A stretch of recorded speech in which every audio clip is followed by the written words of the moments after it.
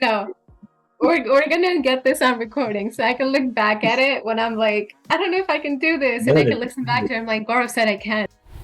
Uh, Ask me if you give me 10 more companies, and if you ask me who do you choose, I'll pick the manager. I'll not pick Yeah, the best. I'll pick the right people because yeah. with the right people, I know that I have a very good chance of doing really well because they are working for me and with me. I think mentors play a very big role because they've Mm. seen things which you haven't at that point of time, and their experience is what will give you a very good advice if you've got the right ones. Yeah. Welcome everyone to another episode of Success Beyond Our Greatest Fears. And today we have on the show Gaurav Agrawal. I apologize, I do have an accent when I try to speak words in Hindi. But Gaurav is a senior data scientist at Walmart Global in India, Global Tech in India. He's also a content creator on LinkedIn, and that's how him and I connected. I've followed his content for quite a while. It's very valuable. And he recently started a YouTube channel also helping people to fast track their career in the data industry. So I'm very excited to have him on the show and just discuss about his career and personal growth. Welcome, Gaurav. Thank you, Sonali, for this. I know my introduction was quite brief, so anything that you would like to add for the audience to add context? Yeah. So my journey is all around analytics. I graduated in somewhere around 2017, and then found a job through off campus. Tried a lot of things, and slowly and steadily, I think things started happening in the direction of analytics. Uh, while having lots of questions, lots of things to figure out, somehow I felt things just worked upon a lot of luck and some hard work, some smart work. All the things played their role during this part, right? And it's been close to 7 years for me. And now I work with Walmart as a senior data scientist here in supply chain domain. And before that, I was working in Swiggy, which is in India a food tech giant. It's a $1 billion startup, and that was probably one of the turning points for me in my career. And I'll probably touch upon that part a little brief when we talk through this and why this played a big role. But overall, yeah, I think that's been a very good journey for me. I'll say in this 7 years of career. Recently started out with my YouTube channel called Decoding Analytics, where the idea is to share content with respect to analytics and data science. My wife, she works in Amazon, and she will be sharing content on business intelligence, engineering, and the stuff around that. So very excited for that. And LinkedIn has been going pretty good, right? The way I connected with you, that place is actually pretty good for me for my personal learning as well. Not just sharing along, but when you write, you learn a lot of things that you are doing along the way. And I think that has been a very good source for me to continuously go to the next day and be prepared for writing something along. So that's been a great thing altogether. Thank you for having me. Yeah, of course. It's my pleasure, and I'm actually looking forward to learning a bit more about you too, and just the what goes in your mind while you create all this content. I know you had mentioned one thing that I want to touch upon was learning on LinkedIn, and I think one of the biggest component that came up for me when I'm anyone who's trying to pivot into any new career or learn something new, it's like one of the last steps that to accomplish quote unquote greatness is if you're able to teach that to someone. So is that one of the reasons why you started sharing on LinkedIn, or was there another reason why you even started creating content? So for me, I think if I talk about my journey, right, why I write or share content is that when I started my journey on analytics, right, when I was trying to figure it out, things, right, in 2017-16, things were not very much available on YouTube. I think, right, the content was still evolving, and you were still figuring out what's the best source to learn, right. And I came from a tier 3 college in India, right, so I didn't have a lot of opportunities where I could get into top tier companies. So that struggle was very hard for me. And during this journey, right, in my first couple of years, right, I felt that the people who really helped me out, right, they played a very big role in my journey to grow.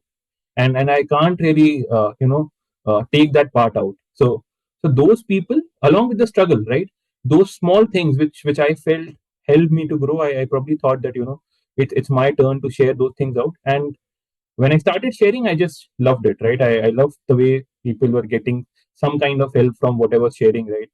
Someone used to share me a message that, look, hey Gaurav, right, because of you I got one job, right. And that thing was one of the best kind of feelings that I've done, right? I've done 7 years of work, but I've never got this feeling when someone messages me on LinkedIn that, hey, Gaurav, because of you, right, I got to do something else. I got a job. I did this. I did that, right? That's some kind of a very personal feeling, which I just love it. So that was pretty great. But the interesting factor for me was to start sharing things. Was when I was at Swiggy, I got one, and I was becoming into a position of analytics manager. So before becoming manager in any big companies, right, the way it happens is you have to prove that you are capable for that role, right? And specifically for analytics manager, you have to manage some people, you have to mentor some people. So one person that I got in my team, my senior manager told me that, look, this guy, he's very smart, but he just doesn't work, right? And we're probably putting him down to a PIP. So and just he'll be in your team, but if he doesn't work, we can put him to PIP. And my objective was very different. When I worked with him, I just realized that there was just some behavioral traits that we need to change, right? And since I had got some kind of benefit when I was going in my career, it look people help me. That journey of helping that person achieve his goals, realizing that he's really smart. He could not just do work, but he could change things around, right? And creating that path for him, right? That was one of the best feelings I got. And he became one of my very very good colleague. Now he's moved to a different company altogether and stay in touch, right? And when he messages me on Teachers Day that, hey Gaurav, like this was Aw, your role played a very very big part. I just love that thing, and that was the instigating factor for me to start my journey of wow. sharing content. And I've always loved that thing, that you can actually play some role and share your journey. And especially in India, where things are actually difficult, right, where there are so many people and so less jobs, it's Mm. tough out there. And that's where you can actually play a lot of role. You can actually add a lot of value for all the young students who are there, who are trying to get into or make a career right from uh, in their journey. So that's my Yeah. motivation for doing this. I absolutely love that. And I also did not know that that was the reason why you started posting on LinkedIn. Because most times when people share, like, oh, I started sharing because I was trying to create a personal brand, or I was, I did not want to apply for more jobs. Because you just get tired after applying for so many jobs. You're like, what else can I do to not have to apply to 200, 300 jobs to even get an interview, right? So I've heard that a lot. And this is the first time I've heard someone say, like, oh, I decided to share because I had this experience as a manager, which I think is phenomenal. As a manager, you're taking the initiative to not prejudge your employees or people you are managing and taking a step back to actually see how you can help them get better, and how you can help them improve so they can succeed in their own career. And it seems like you've had a really great impact on this employee because they're still reaching out to you saying thank you. And this is probably almost 3 years ago, no? A couple of years ago, maybe. Uh, yeah, at least 1.5 years ago. So from Mm, a manager position, then when you're trying, yeah, right? So around and a half, one and a yeah, half years back. That's when uh, yeah, things really started. So I had just started things out, but that push, that first push for me was, okay, I need to be consistent. Uh, mm, and and you start yeah, loving it when all other people start appreciating you. It yeah, just happens for me, right? So that's how for me things yeah. happen. This is like a reminder for anyone who's listening. If someone's content adds value to your life, make sure you tell them because it can be a very exhausting position to be in because you're kind of volunteering your time to give back. And yeah, you're right. It feels good when people are like, I really appreciate what you do because it's helping me in one way and it pushes you to keep going too. It's a Um, very common human nature, right? Everyone, right? Even in organizations, if you want mhm, the 100% out of your individuals, right, of your teammates, yeah. it is very important that you appreciate what they are doing for you. Yep. That's one of my learning, especially being onto the roles of manager level position, right? Because I Mhm, want 100% from this teammate, but then that when you give respect to the work he's putting in, that that gives him that extra push that you're trying yeah. to do. It need Yeah. not be extra hours of work. It just has to be that effort that you're recognizing of the same 8 hours of effort that you've done. Yeah. It's pretty much, and I think good managers, I think, do this a lot, and that's something that I've learned. over a period of time, that's very important, that you need to appreciate your team. You need to ensure that yeah, they're doing the right things, and they're getting benefit of what they are doing. Yeah. So And I so, have yeah, follow-up sorry, go ahead. questions about two things, right? One, we're gonna talk a little bit about your experience if you've ever had a bad manager and what separates a good manager from a bad manager. And then I want to dive into the Indian job market. And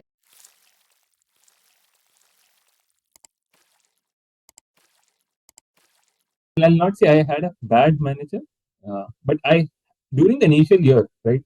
I'll break it down, right? You are also learning. You're not the best Mhm. individual. You're not the best individual who's good at everything. You're learning along the way, right? A lot of managers don't understand this part. What they believe is that they might be very good IC roles, right? And now they've become managers. So at a fast-growing startup where I was working, I had this senior professional who was kind of managing me, and that became exceedingly difficult for me to stay in that organization, because there was so much of pressure of proving yourself each and every time, right? And there were situations where you have to justify your work of 8 hours of what you are exactly doing.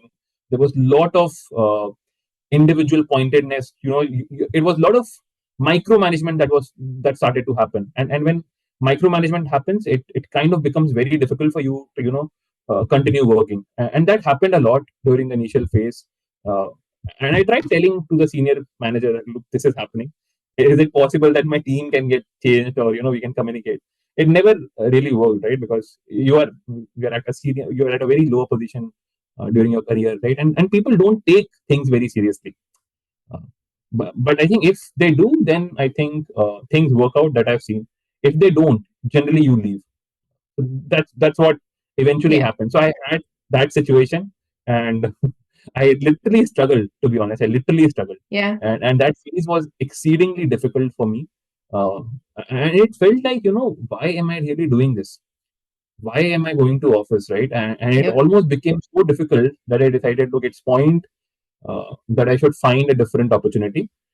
And the first way was that I'll talk within the organization. If it mm, works, if they give me a different team altogether, because it was a service based company.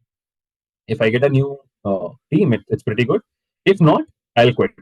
But for me, a lot of people generally tell you that, why do you tolerate any bad bosses, right?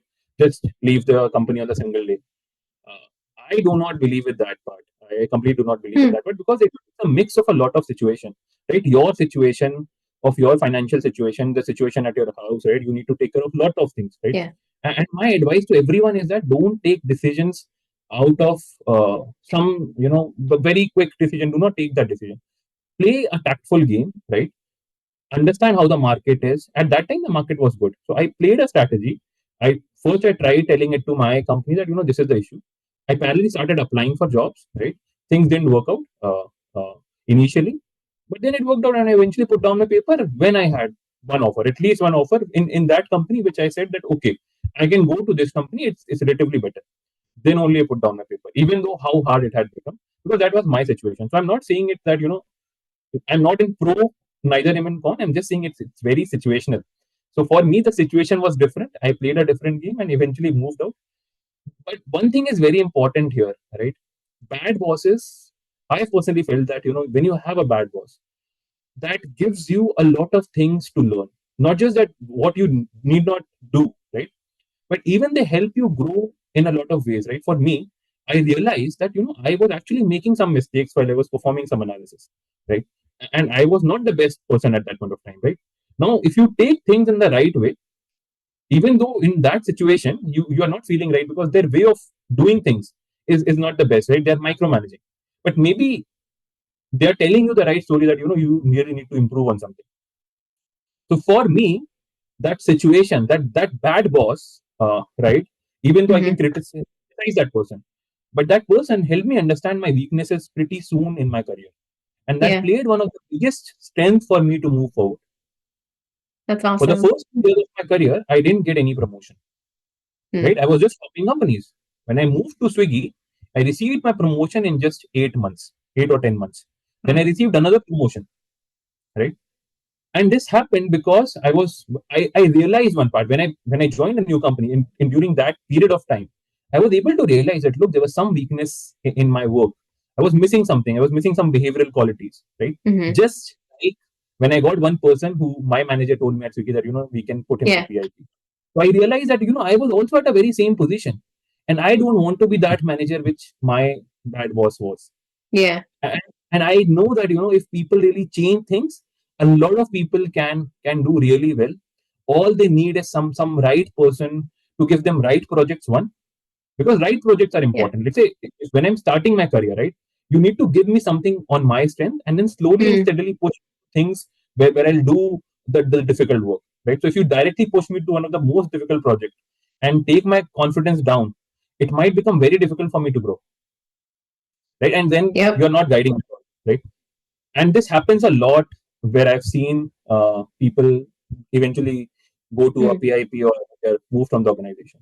Majority of the cases I felt there was always a way where you could have worked upon this candidate or this person, and things would have been moved. So Yeah. that's how everything was. But yeah, Yeah. overall that experience was wonderful. To have that Wow. thing it's good, right? Yeah. And first time I used to criticize that person a lot. Now I don't. I Hmm. I say this to everyone that if you have one, trust me, if you take things in a positive way, not at that point of time, but in the Mm. journey, right? There are some things which they might be right. Yeah. Their way of doing it is definitely wrong.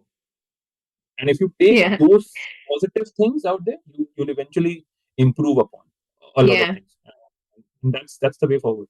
Yeah, no, I love that you mentioned, and this was something that you mentioned earlier on. It was saying be tactful about your approach, even if you're stuck in a position where like your relationship with your manager is not working or the job itself, it's not working for you. Rather than just saying, I quit, some people might be able to do that, right? If your circumstances allow you to do that, then kudos to you. But some people might not be able to do that. So rather than making decisions out of anger, frustration, try to see if you can have conversations to see if a change can be made and start applying and have a strategic approach versus an emotionally driven approach. And I say this because I do that a lot too. I may make some impulsive decisions, but it's a good thing. I have people I can go to before I make decisions. So that helps me buffer that out a bit. I think it's important to make that point because I recently have seen a lot of people doing that. They take a very impulsive decision, especially about job. And I simply ask them, right? A lot of people ask me personally that I am facing this situation. I'm putting down my paper. And I say this, right? Do you have enough 3 months? Let's say for next 3 months, can you survive on your own? Right? Do you have the financial conditions to survive? Do you have the mental condition to survive also, right? Both things Yeah. are very important because it's very easy to put down a paper. For a lot of people who have the luxury, they can do it, but not Hmm. everyone. You should Hmm. understand your condition. You should understand the market right now, everything. And I'm not supporting that, if you have a bad ball, just, keep uh, Suck it up. doing that, whatever is happening to you. But play a very tactful game and do things sensibly. That's very important. Especially when we are seeing that the market is upside down. Everything is not stable Yeah. at all, right? Yeah. And the first thing is That's start within the before even go ahead. going out, you should talk to your senior persons. Most likely things might not change a lot, but Mm. that's still there's a still small chance, that something might improve. So take that Yeah. chance, try it out. Let's see if that works or not. Yeah. No, I like that you said that, and I was going to ask you this. How would that strategy change in today's market? Because I know you said like when you started looking for a new job because of bad manager, the market was pretty good, but right now the market's not so hot, right? A lot of layoffs going on with, especially with tech companies, and with this kind of role, might be more layoffs coming. I don't know, I can't predict the market, but might be more layoffs, down the road. How does that play out and how does that look like? Because I'm not too familiar with the Indian job market. So tell me a little bit more about that, how that plays out there, and just in general, how you should approach if you do want to leave. So to the first point, right, the Indian job market it's quite slowed right now. I think it's quite difficult to find multiple opportunities. There are vacancies. I see them on Walmart. I see them on many other companies. But those are opportunities which are being backfilled. So someone has left the organization. You are filling it for them. But it's not like multiple new opportunities are getting opened up, which used to happen in 2019, 2021. That is probably one of the dangerous trends that I'm continuous seeing that right over the period of time. And it's been some time now that I don't see a lot of openings uh, within organizations. So that's a dangerous trend, but that's how it is. To the second part, right? How do you now challenge this condition of having a bad boss in this market scenario? So this is how I would have done it, right? Let's say you are stuck with a bad boss. The first thing is start taking feedbacks, right? Ensure that you set up bi-weekly or monthly one-on-ones with your manager. That is very important, right? And start ensuring that it's not just a verbal communication. What I would do is I would create an Excel sheet. I would take out pointers of what he's pointing it out. I would take the actionables from it. What exactly do I need to work? Let's say you pointed out that you've been missing out on sharing information from the last 4 meetings, right? You do not do MOMs, you do not share to the client. uh, the days are getting delayed, right? Let's say. So now for the next 4 weeks or next 3 weeks until I have my next one-on-one connect, I should ensure that I'm continuously working on that, and I continue to work on that even after that. And when I go into the next discussion, I tell this to my manager that look, here is the valid proof that I've done over the last 2 weeks. So now I change his perspective also that I'm improving. Because most of the times, right, when the perspective is set from a manager's point of view, it's very difficult to change. Because now he thinks that okay, let's say you shared one analysis and there was some mistake in your analysis, right? So as a manager, I will now very much doubt about your next analysis. And if Yeah. you want me to stop doing that, you need to ensure that for the next 2, 3 analysis that you're doing it really, really well, right? And when you do that, Yeah. I'll gain that confidence back in you, and then Mm. I'll not micromanage. This is what I've learned over the period of time. So this is Yeah. what one needs to do: give that extra bit of confidence back to your manager. Hmm. Let them know, and feedback shouldn't be one-way street. It shouldn't be just coming from your manager. It should Mm. also be going from you to your manager also. Tell them what you feel is wrong. Tell them how Mm. you want things to change. Wow, Right? There are some that's things. awesome. There is something that I see that happens. Right? A manager is scolding you in terms of everyone. You want to tell him that look, if you would have told me personally, I would have really appreciated it.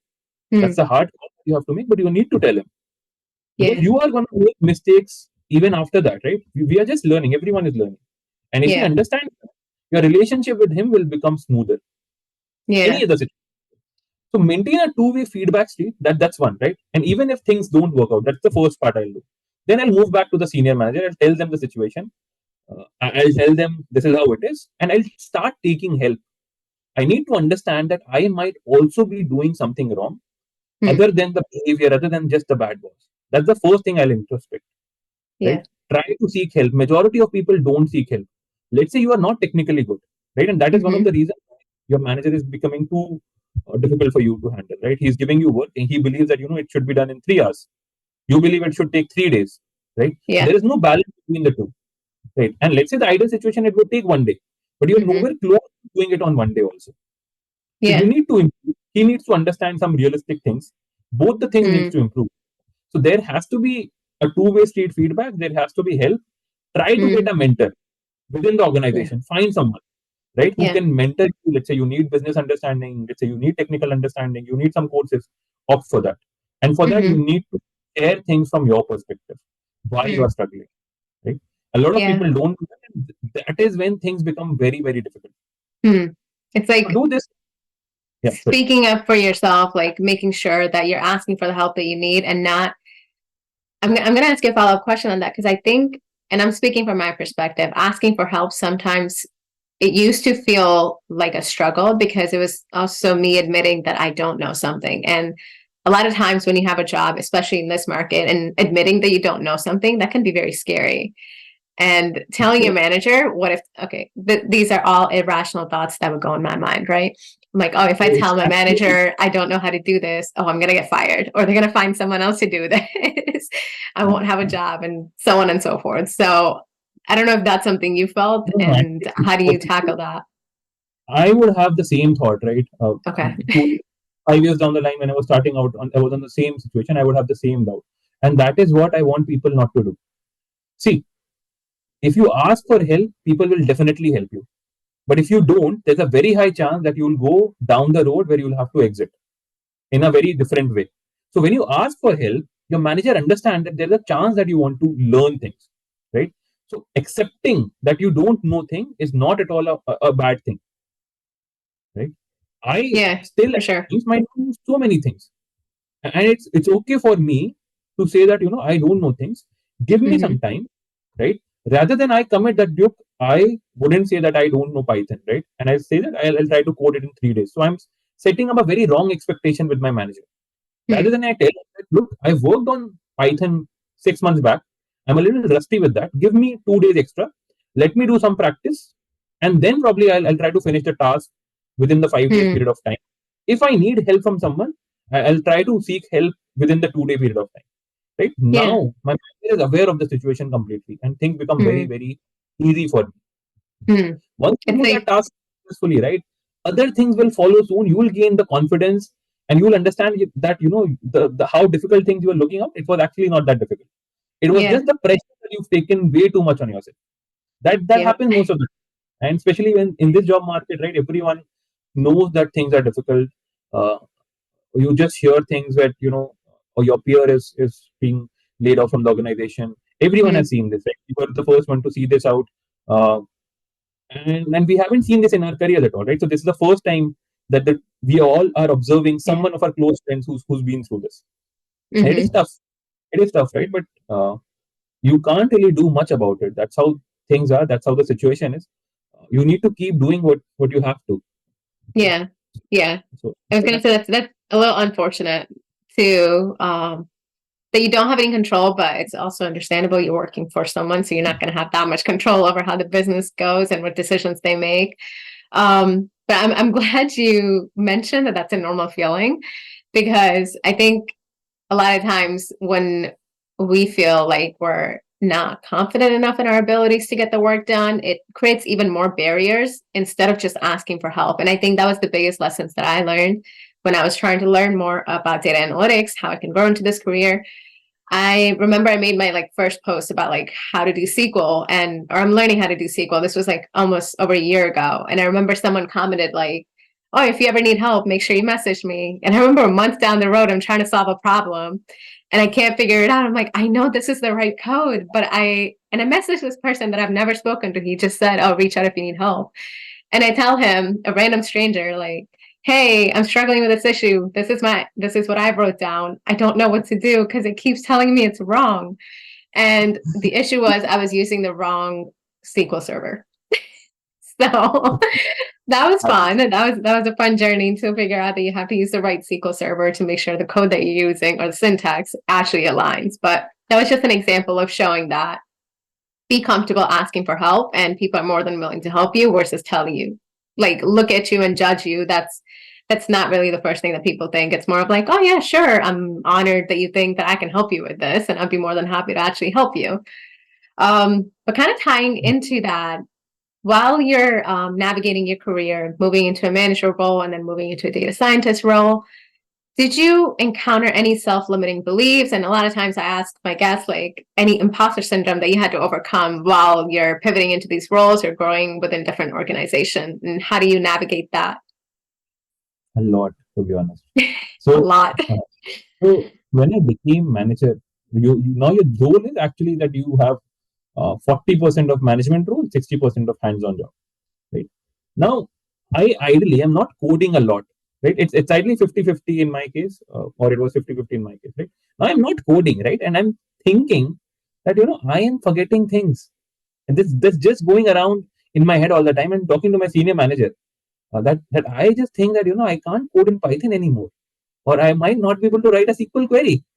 And she's like, that's how the growth is, right? You eventually have to move up the ladder. That's how. And I'm thinking, it's just 6.5 years for me in my career. So isn't it too early for me? Right? Should I do it? Should I not do it? And that was Hmm. a very a thing that I had to grasp it out, right? That with time, your roles might change, and you have to be open for it.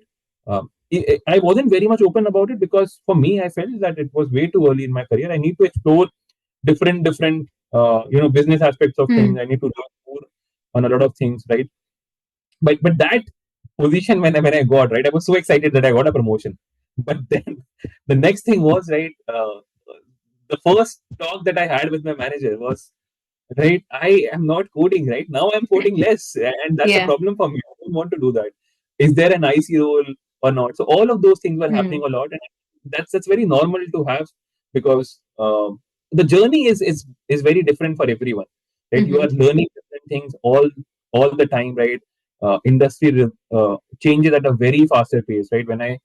When I started my career, I had literally no idea that I would be able to write so in depth of Python codes and all, right? Mm. Now I can do that, right? I had never heard about so many things around the different aspects of e-commerce things, right? And Yeah. when I went into Swiggy, right, I was so scared, and I felt that, will I be able to survive in this company, because I was Mm-hmm. coming from a previous organization where I had a bad boss. I didn't had a very Yeah. good phase. So I had so less of confidence, but I was all thinking that I just need to survive here somehow. I need to prove myself. I need to prove myself. Mm. Things turn out in your way sometimes, and that has been my learning.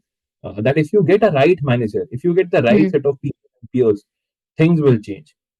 And that is why initially That's I told you that I want to touch upon Swiggy. Swiggy turned out to be that company for me. That mm. was the fact where I learned so many things.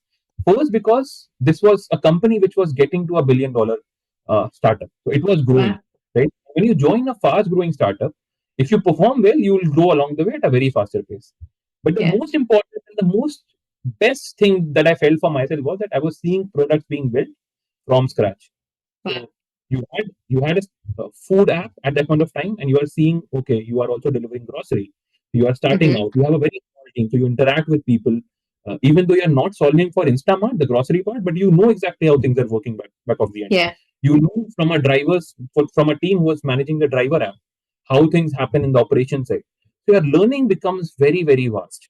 Mm-hmm. And and the second best thing for me was that you are also the consumer of that app in India. I Mm. use Swiggy, I use Zomato, right? So I understand things very well.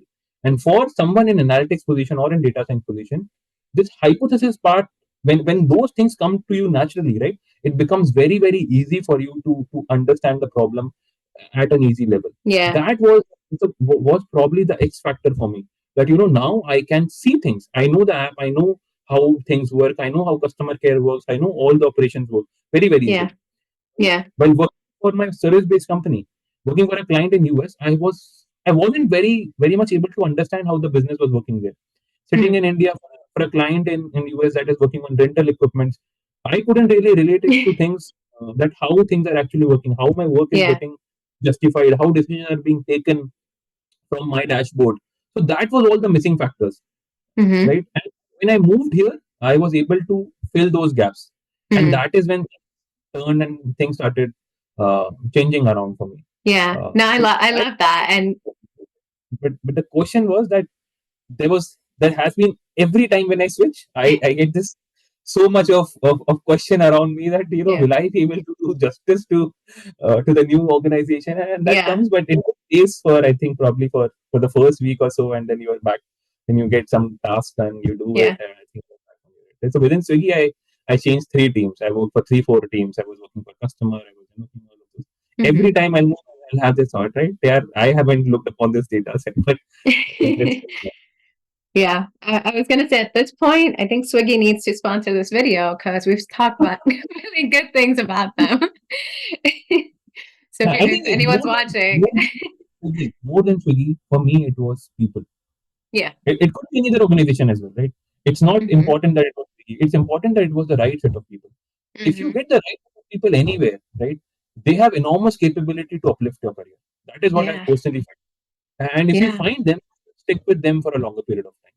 Yep. Because getting the right people is very difficult. The brands don't really matter a lot.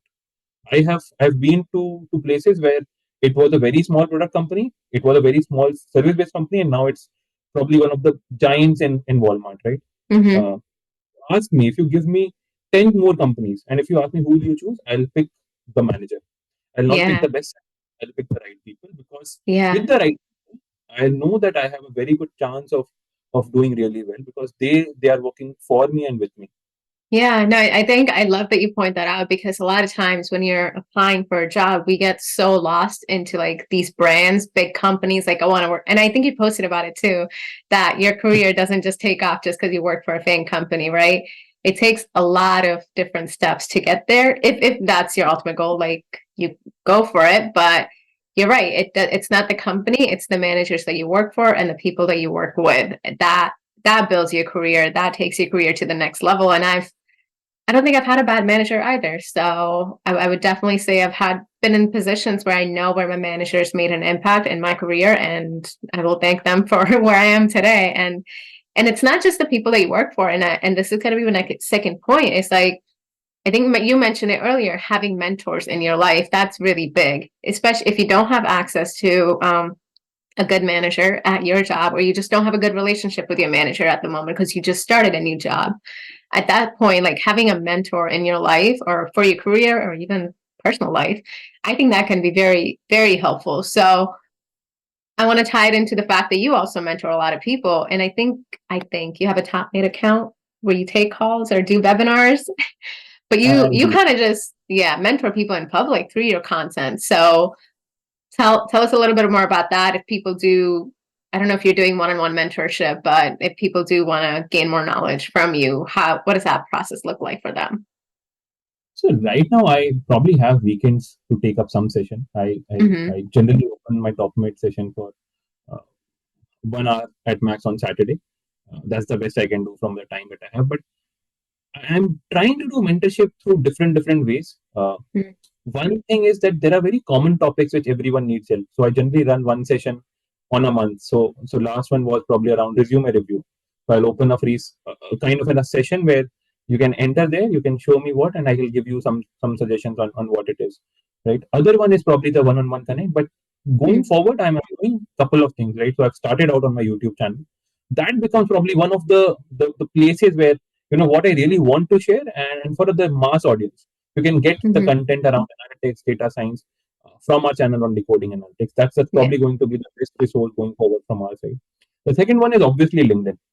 Uh, and third one that I'm trying to create something around the edtech space from my side, right? Mm-hmm. And that's going to be the place where I really want to mentor people uh, and ensure that there is this impact which really want for them to try to understand things how things work Mm-hmm. because at times what I've seen in this tech space there's a lot of hope selling things that goes around. So it's probably sad to see that, but it happens a lot, and Yeah. that's very unfortunate because that's how the game works.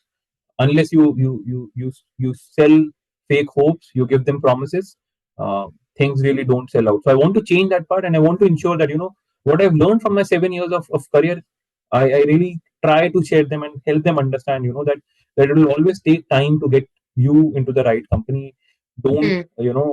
don't get into all of those hope selling courses that's just bullshit. So that's the way Yeah. of going forward that I really want to do. And probably I'm starting that out pretty soon. So I hope that I do that Yeah. pretty No, we soon. look forward to it. Yeah. I was going to say, I think when you and I had a discussion about this, it's like in this market, especially now with all the scare around layoffs and just the job market being so volatile, it's like a lot of people are taking advantage of that to make money off of people who are looking for a job, like, selling false hope, saying, get this boot camp or get this career, come work with me, and you'll have a six-figure job right out the bat. And that's not really realistic especially if you're just starting out in your career, getting a six-figure job after a boot camp. The chances are very low, unless you do work for a really big company because they may have the budget for it. But even now, I don't know if they have the budget for it, with today's economy. But you're right. It's like selling false hope to people who are looking for a job, and shouldn't be ethical. It isn't ethical, but people still do it. So watch out for those things and not get scammed, or try not to get scammed. Um, Tying a little bit into the mentorship component, I know you've mentioned about your managers who've had a really great impact. And do you have any other stories that you would like to share how the role of someone else's mentorship in your life became like a pivotal moment for you, either in your personal life or your professional life? Yeah, I think I've always looked upon to mentors, and they've played a very significant role in my career. Mm, And I'll give you some examples. So while there came a point of time where I was very much confused about my next steps in career.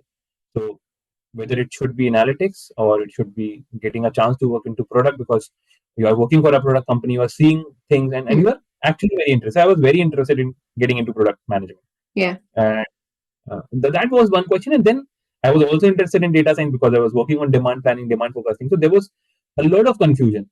And from that confusion, I was actually pretty, uh, I couldn't understand, what to do, what not to do.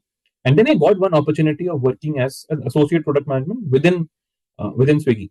And the role was actually a little below my current role, right? So I was Mm, starting as an S, and that role was almost as an APM, almost similar to that, right? But now, if I'm starting out there, right, also starting at a scratch, right? So I have mm, to prove again on that note, and that was for an internal product within analytics. And my question was that if I choose that, will that really help me in my career? Because I'm now an SBA, I'm a senior business analyst. If I do well, I'll climb the ladder at a faster pace in analytics itself. So I want to do product, but I'm confused because I'll lose out on an early promotion, right? That's the question. And should I go for data science? And everything was going around. And I talked this to my mentor, and I got probably one of the best advices that at max what will happen, like if you are getting an opportunity to work from some of the best people, right, into the space that you're interested in, even though it's an internal product for analytics, right, but you'll still get to learn a lot. And the best thing is, at max what will happen, your promotion will get delayed, you might not get recognized into the product management role, right? That is the only thing that will happen. You can always come back to analytics at any point of time. It's just that you will again, you might get a little hopeless that you tried your 6 months or 1 year and it just didn't work out. But the mm-hmm. good thing is that 1 year, that 6 months will give you everything that you want to know. Right? You will understand whether that Yeah. career is for you or not. Rather than always thinking that look, I should have tried this out in the next year or not. Right? And that Yeah. was the advice that I've taken during that point of time. So I took that. I went and tried for 6 months. Yeah. It didn't really work out for me a lot.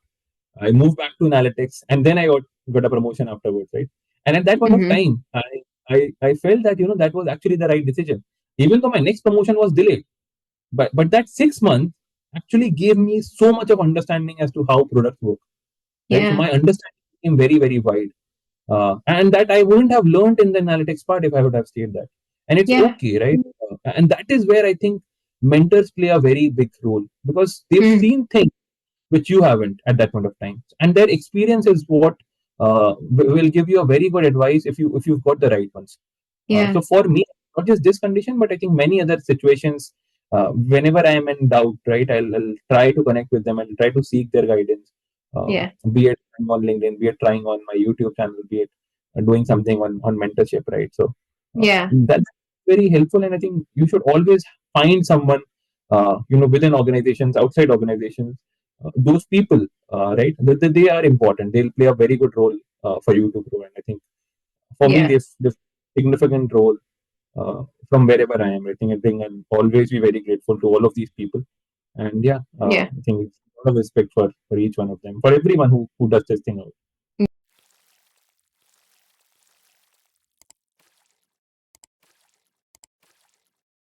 And I'll tell you my story, right?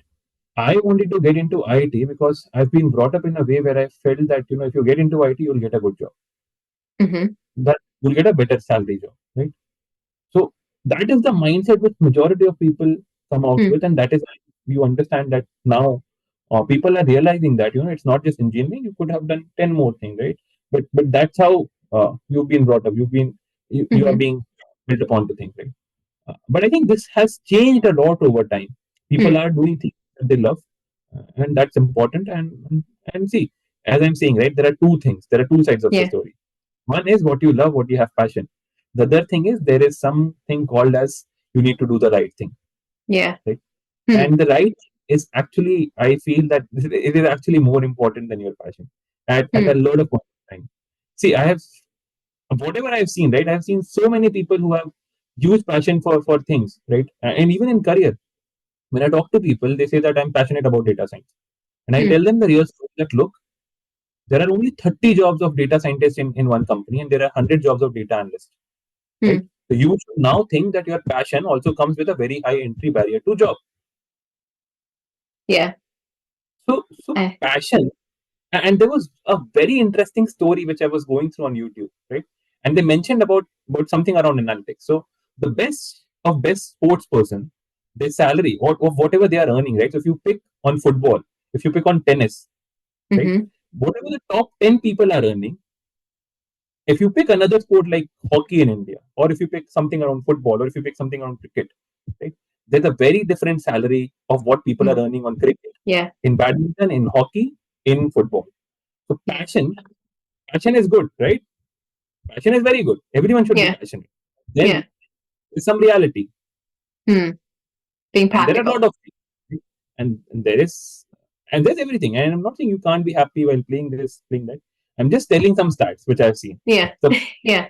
10 people in cricket, the amount of people of the money that they are earning, even the best person who's working as hard as the best cricketer on badminton or on football or on hockey or on XYZ sport is nowhere close uh, to that Yeah. place. What a cricket might be making. Yeah. He's also doing that same hard work. Yeah. Right? No, I So, get that. Yeah. It's so like, I don't really understand about that part, right? Because that's how the reality is. hmm. Yeah. And now Pursuing a I get it. passion. Build Sorry, your go ahead. passion. Yeah. Yeah. I think build your passion rather than a lot of young students who just come out with a word, right? This is my passion. This is my passion. At times, I feel that this is highly overrated, Yeah. right? Having a passion for something is great. I do not disregard or have any Hmm. disregard for it. Right? But you can always build a passion also, right? Understand that job is very different. This is my job. This is what I need to do. And passion is something separate out, right? And you can have two different things also. You can have one thing. You can also have one passion and you can make it a great career. Both are good. Yeah. There's nothing Hmm. wrong about it. You should understand that not everyone is built for everything. Yeah. That's Yeah. important. I think that's too much of gyan that I'm saying. But yeah, just flowing it out.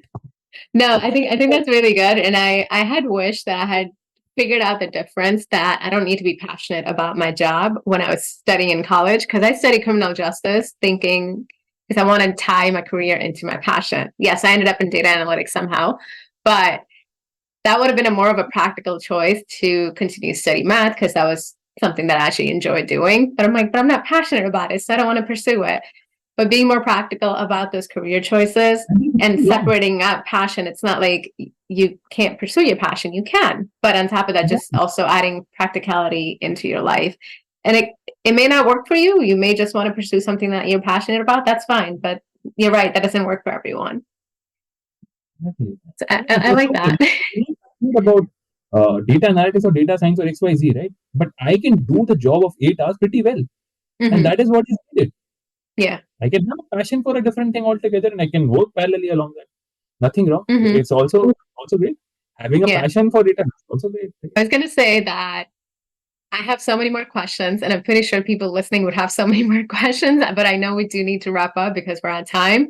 I do have a small little bit before we wrap up. It's called rapid fire round, where I just ask you a few questions, and it's supposed to be rapid fire. And afterwards, we'll wrap up. And it's really been fun so far, and I've learned so much. So we'll have more questions after we finish recording.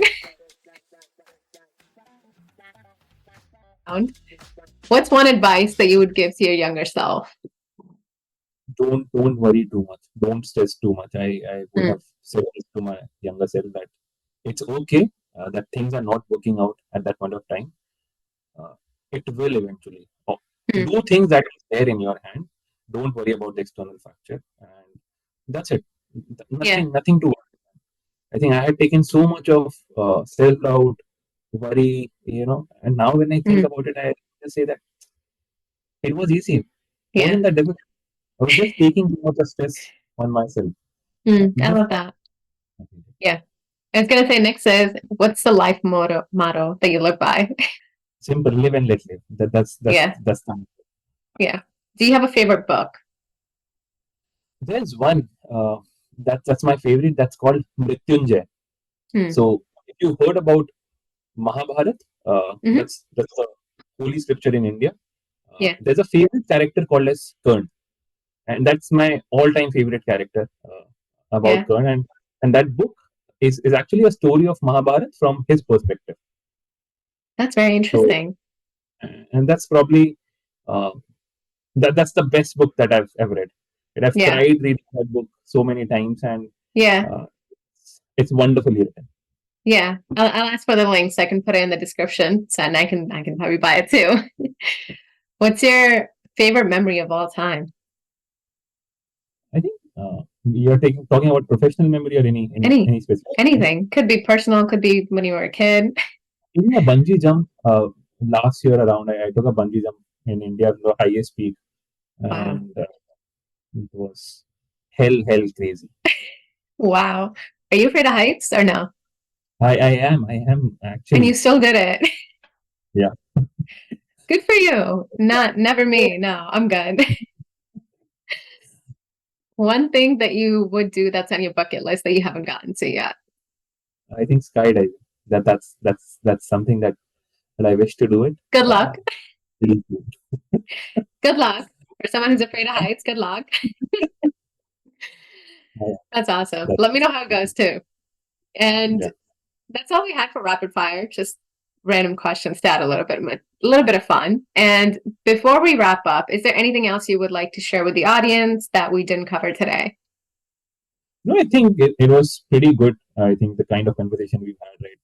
I might have said a lot of things. I don't know how much of edit that you have to do You're after fine. this. This is all It was going out. it was really fun to be here.